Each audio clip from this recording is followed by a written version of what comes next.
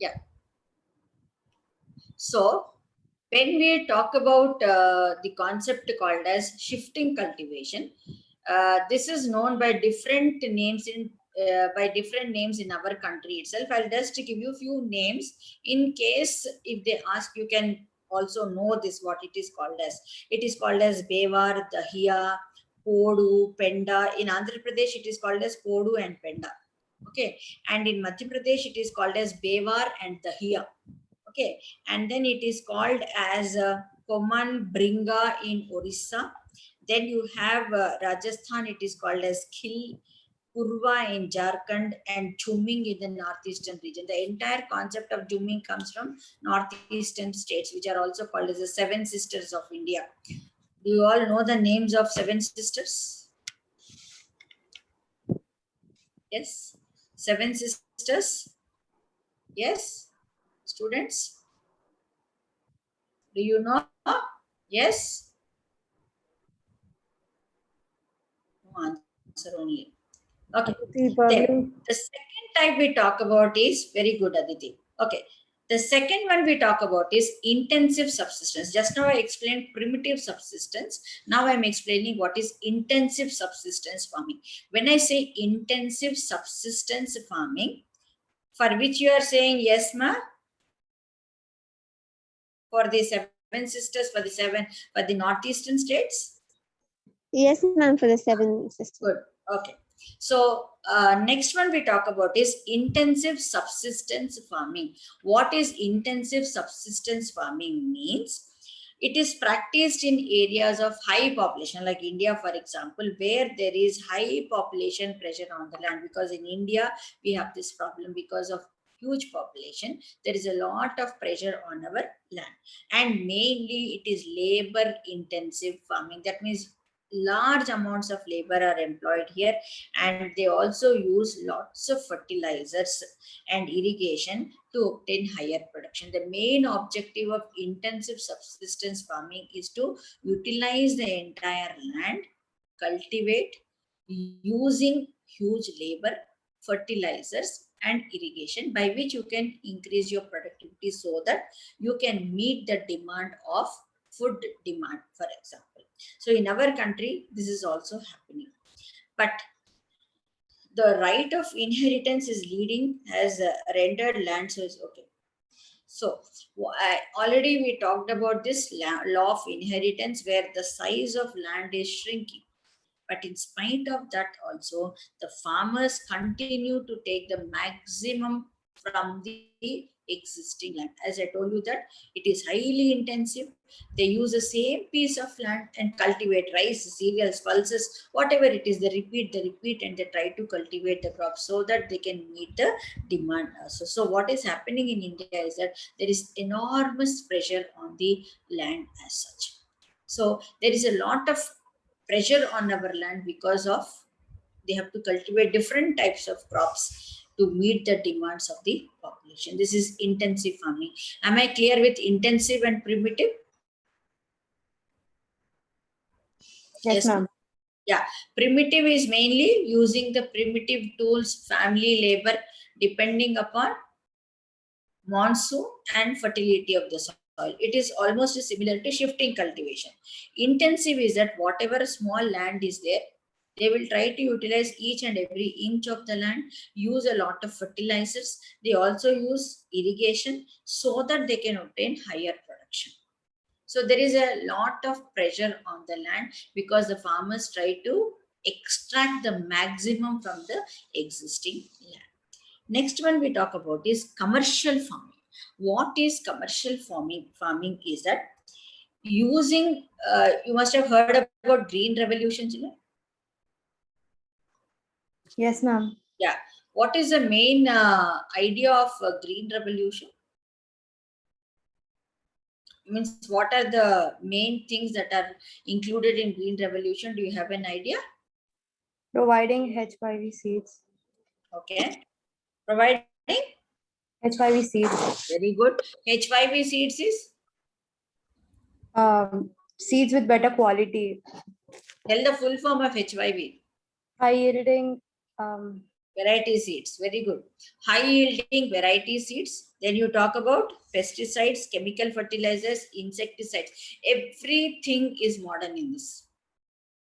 Okay, they will use high doses of chemicals, fertilizers, insecticides, pesticides, and also use a high variety of seeds. And the commercialization of agriculture varies from one region to another region in our country. For example, rice is a commercial crop in Haryana and Punjab, whereas it is a subsistence crop in Andhra Pradesh. If you talk about Andhra Pradesh, it is subsistence crop because we eat rice, ours is a staple food. So for us, wheat becomes a commercial crop. For Punjab and Haryana, it becomes a staple crop. So the degree of commercialization differs from states to states depending upon the staple food of that particular state. Am I clear? This is called as commercial farming. Now, under commercial farming, you get one more topic which you call it as plantation agriculture.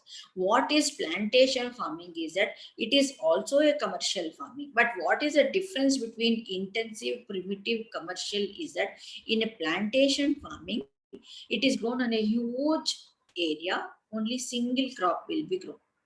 This existed during the time of the Britishers. The Britishers started this. They used to cultivate wood on a larger base. First time when they started colonization, when they started agriculture, they started growing the wood here. Why did they grow lots of wood in our country? Is that in order to build their ships, in order to build their navy properly, or navy strength, they used to take the entire wood from our country and build the ships over there, and they made themselves navy very powerful in navy as such. So the plantation agriculture was actually introduced by the Britishers. So what is a commercial farm, sorry, plantation farming is that they take a huge area, cultivate a single crop, and it is said that the plantation has an interface with agriculture and industry. Why it is called as interface is that because industry, as I told you, that agro-based industries will depend upon agriculture. What are agro-based industries?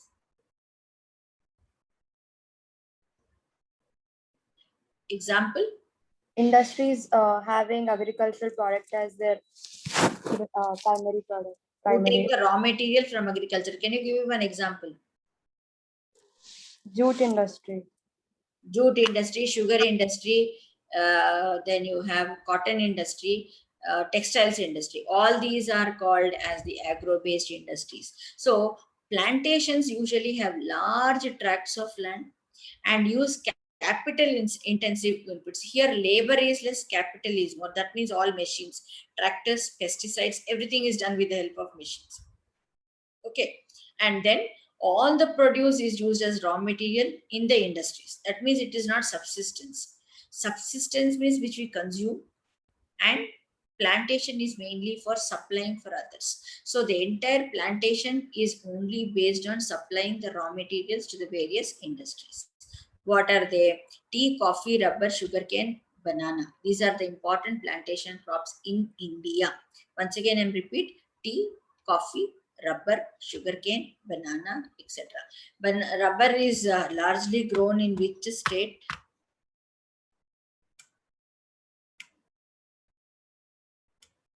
Rubber is grown in which state? Kerala. Kerala is the largest producer of rubber. Okay, so these are all called as the important plantation crops. For example, if you take tea in Assam and North Bengal, coffee in Karnataka, these are all the important plantation crops grown in these states. So these are all the important plantation crops we have. Now I said that the entire raw material is used for the industries. Now, when I'm saying that it is mainly for supplying the market, what is that you require to support this particular plantation industry or plantation crops is that you should have a well-developed transportation system. Why do you require transportation system?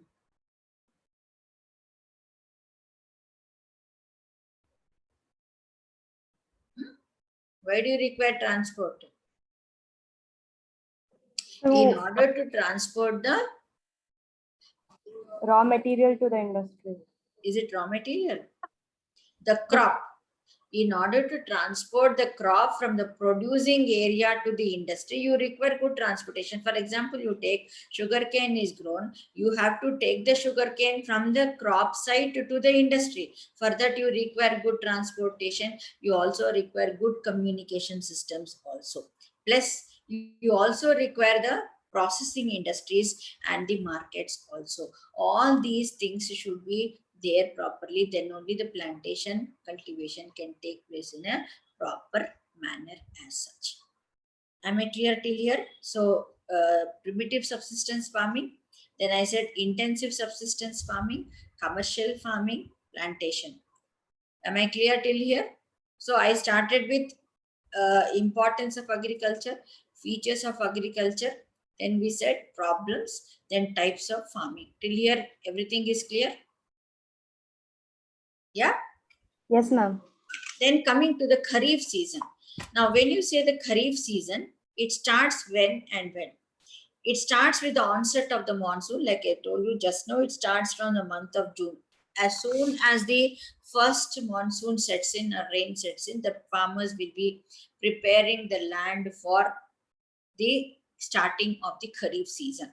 So, with the onset of monsoon, and these are harvested in September. Very good, southwest monsoon. Yeah, and harvested in September, October. That is where we celebrate the Shram.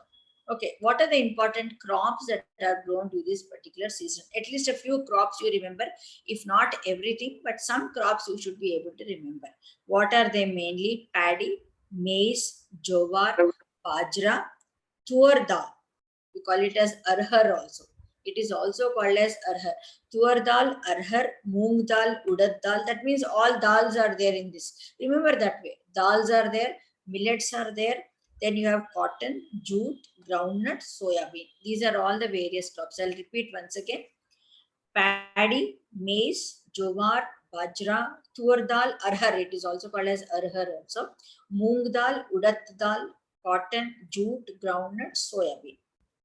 And some of the important rice growing. The rice is the main crop for Kharif season. So which are the important regions which are very important for the Kharif season where rice is grown are Assam, West Bengal, then Orissa, Andhra Pradesh, today Telangana also. Andhra, Telangana, then you have Tamil Nadu, Kerala, Maharashtra, particularly the Konkan coast along with Uttar Pradesh and Bihar. So these are all the states which are grown. That means you have North India, you have South India also. So once again, I'll repeat that important rice growing areas during the Kharif season are Assam, West Bengal, coastal regions of Orissa, Andhra, Telangana, Tamil Nadu, Kerala, Maharashtra. In Maharashtra, particularly the Konkan coast, you call it as, that is the place. Then you have Uttar Pradesh and Bihar. These are all the states which are known for rice growing areas in the Kharif season. Then next, paddy also. Nowadays, paddy is also become an important crops of Punjab and Haryana. Now they are also cultivating crop during the Kharif season. Next is that in states like Assam, West Bengal, and Orissa, there are 3 crops of paddy which are grown in a year. Usually, in the ancient India, we used to have 3 crop seasons. Per year, 3 times they used to cultivate. But now it has come down to 2, Kharif and Rabi, because of lack of water as such.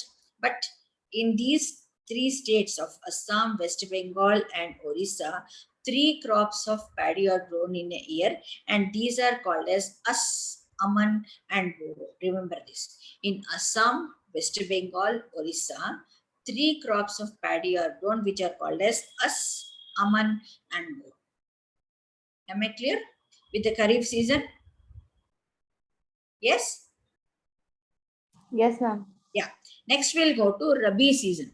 Rabi season starts from October to December, harvested in summer from April to June. Usually, we celebrate it as Pongal, then it continues for some more days also. Some of the important Rabi crops are wheat, barley, peas, gram, mustard. These are the crops which are grown during. That means majority of the crops are grown in Kharif season and a few crops are grown in the Rabi season. Now, especially Rabi season is covered in the North India mostly. That is north and northwestern parts like Punjab, Haryana, Himachal Pradesh, Jammu and Kashmir, Uttarakhand, Uttar Pradesh. These are all important for the production of wheat, and other Rabi crops are grown in these North Indian states. I'll repeat once again: north and northwestern parts of Punjab, Haryana, Himachal Pradesh, Jammu and Kashmir, Uttar Pradesh, Uttarakhand. These are all the important states.